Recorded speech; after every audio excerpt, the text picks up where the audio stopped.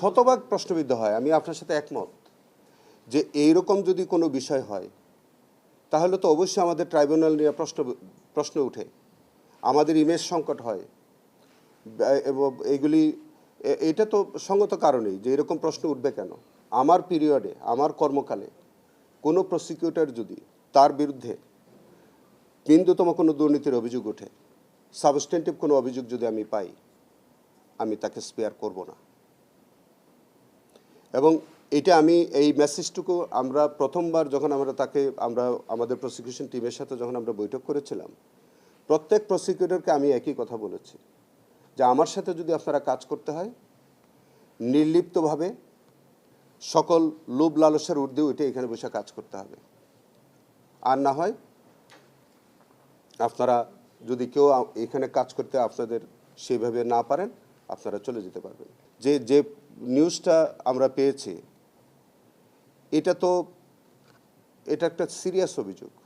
এই অভিযোগ আমাদের কোনো প্রসিকিউটরের বিরুদ্ধে ওঠার কথা ছিল না। যখন উঠেছে তাৎক্ষণিকভাবে এটার ব্যবস্থা নেওয়া উচিত ছিল। আমরা এটা প্রশ্রয় কেন দিয়েছি আমি জানি না। হ্যাঁ, হতে পারে যে ফর্মাল কোনো এলিগেশন তার কাছে আসেন নাই তখন। এটা জানেন আপনারা যে মানে মিডিয়াতে নানান অভিযোগ থাকলেও যতক্ষণ পর্যন্ত আনুষ্ঠানিকভাবে কোনো অভিযোগ আমাদের কাছে না আসবে আমাদের পক্ষেও তো এটাকে প্রসিড করার একটু আইনগত বাধ্যবাধকতা থাকে। তো এটা নিয়ে আজকের যে নিউজটা আপনি যেটা আছে এটা আমি খুব ক্লিয়ারলি বলি, এত রাগ ডাকের কিছু নাই। যদি কোনো ফর্মাল এলিগেশন আমার কাছে আসে, আমার যতটুকু ক্ষমতা আমার আছে, যা আইনানুগভাবে আমার যতটুকু ক্ষমতা আছে আমি তা সেই অনুযায়ী ব্যবস্থা নেব। যে অডিওটা আসছে যদি ফর্মাল এলিগেশন আমার কাছে নাও আসে, আমি ব্যক্তিগতভাবে মানে আমার চিফ প্রসিকিউটরের কার্যালয় থেকে একটা আভ্যন্তরীণ তদন্ত আমরা করব। শুধু তাই না, আমি আরেকটা কথা বলি, এই পার্টিকুলার বিষয়ে তো তদন্ত করবই। আমি 5 আগস্টের পরে আমাদের এই ট্রাইব্যুনাল গঠন হওয়ার পরে আমি সমস্ত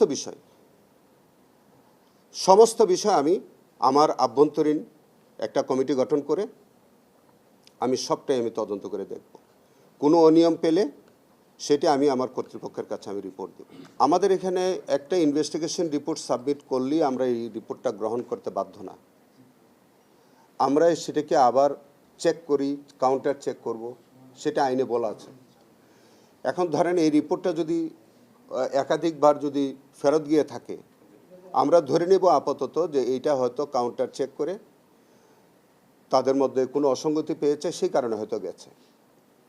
কিন্তু আমি হয়তো ইনকোয়ারি করে দেখব যে এই কেসটা কতবার রিপোর্ট হয়েছে আর কতবার ফেরত গেছে, এবং সেখানে সংশ্লিষ্ট কর্মকর্তা যিনি আছেন তার ব্যাখ্যাও আমি চাইব।